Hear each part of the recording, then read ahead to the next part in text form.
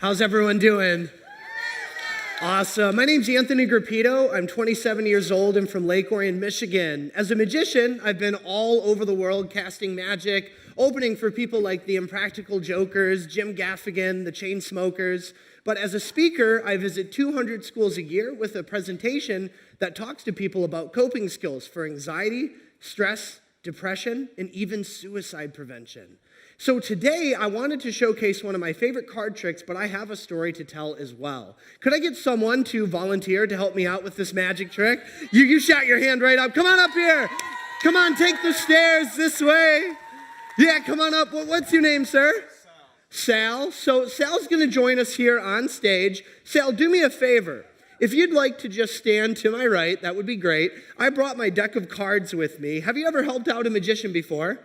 Okay, well, as you can see, the cards are all pretty shuffled. Do me a favor. Would you just poke your finger into the pack at any time and stop the cards? Yep, go ahead when you're ready.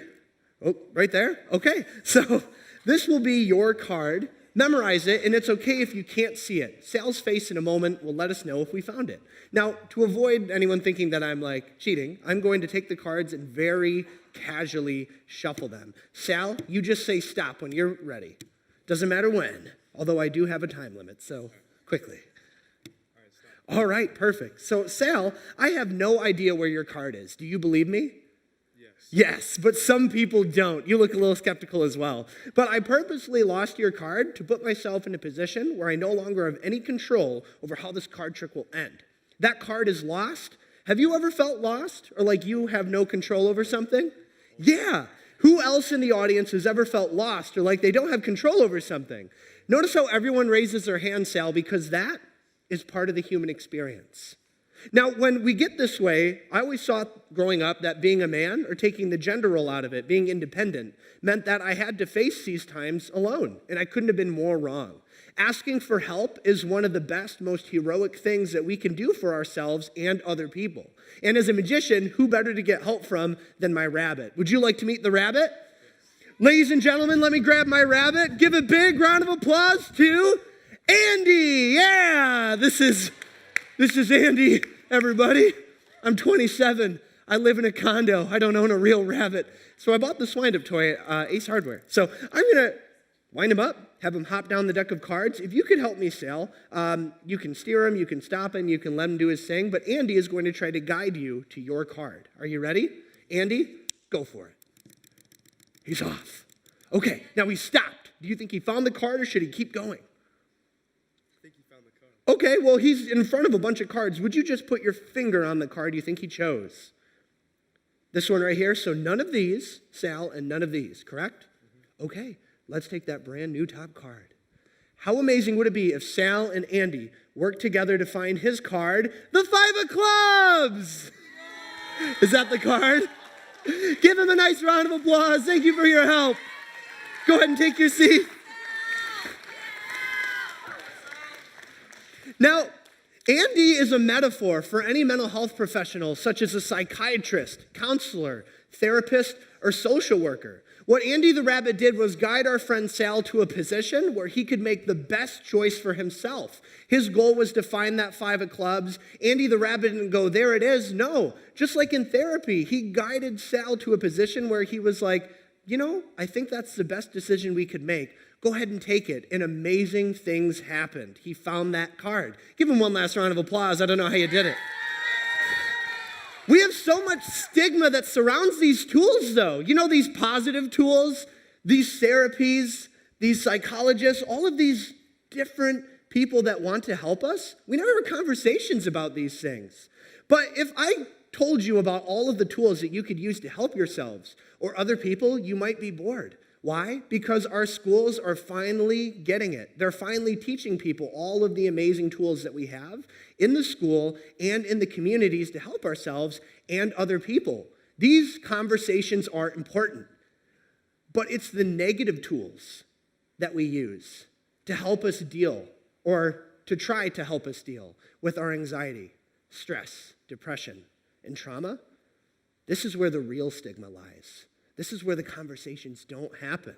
But inside of these conversations is where the real healing and growth occurs. What I mean by that is for the rest of your lives, things will happen. These events will occur that you have no control over. But the way that you react to them will make or break your success. Regardless of your awareness, we have positive and negative ways that we respond and cope with day-to-day events. These are called positive and negative coping mechanisms. And we always tell people to eat right, to act right, to work out, to have a routine. But we never have a real conversation around how we deal with day-to-day events negatively. And let me tell you something. Stress, anxiety, depression, and trauma, they're not unique. They're all part of the human experience. And like I said, the way that you react to them will make or break your success. So let me tell you a story.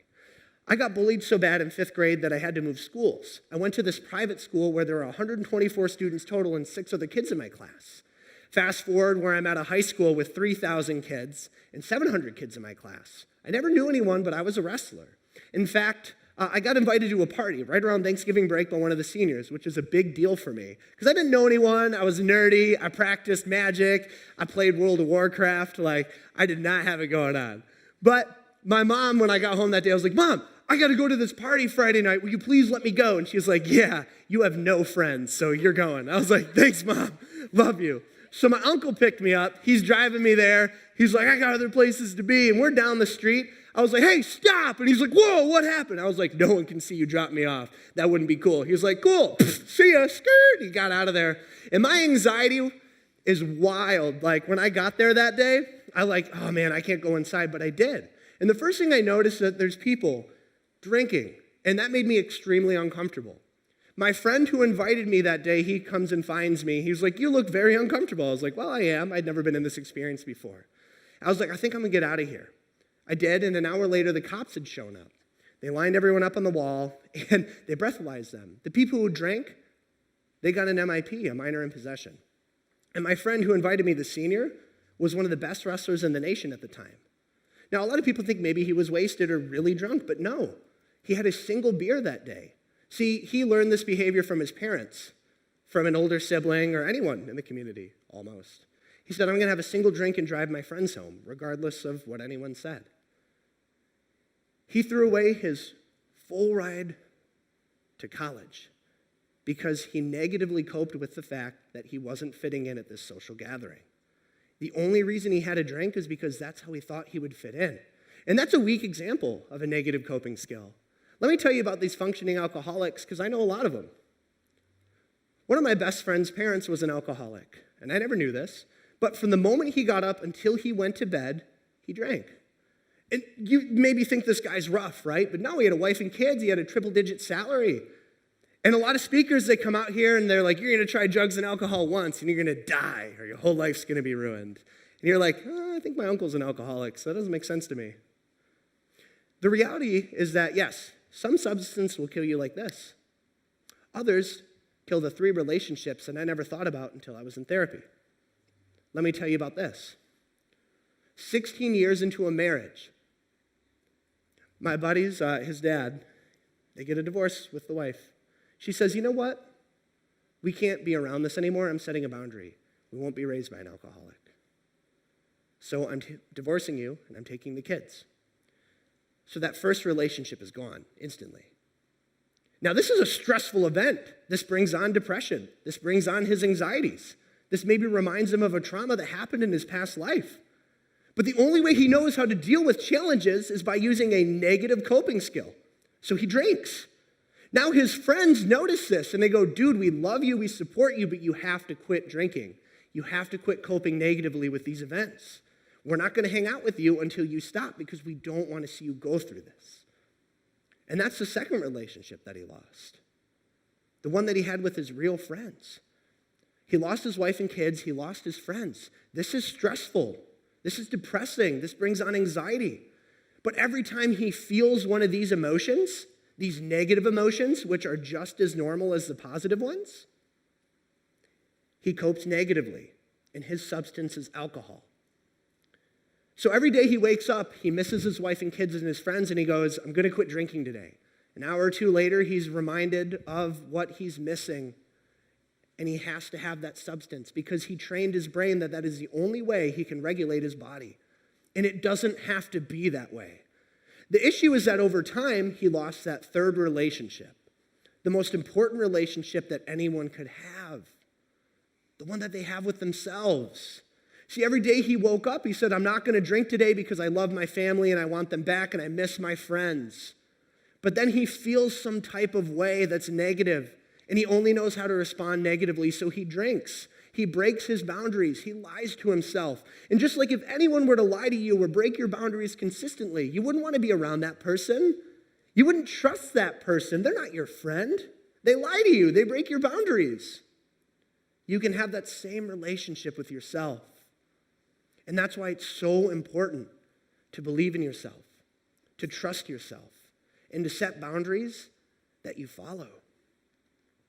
Many years later, on a 21st birthday, he quits cold turkey. And a lot of people think that, oh, that's amazing. But he strokes out 5 hours in because his body relied on that substance. He's in the hospital with substance abuse withdrawal, something that's not very uncommon here in America. And these people aren't broken. They're not addicts. They're people who are trying to heal, who are trying to learn how to react to day-to-day challenges in a way that doesn't harm themselves or other people. So every single day, remind yourself, am I reacting positively or negatively? Am I using this for recreation, or am I using this to try to cover up all of these negative emotions? Because these conversations with yourself and with other people are where the real healing and growth happens. And like I said, for the rest of your life, the way that you respond to events will make or break your success. Thanks.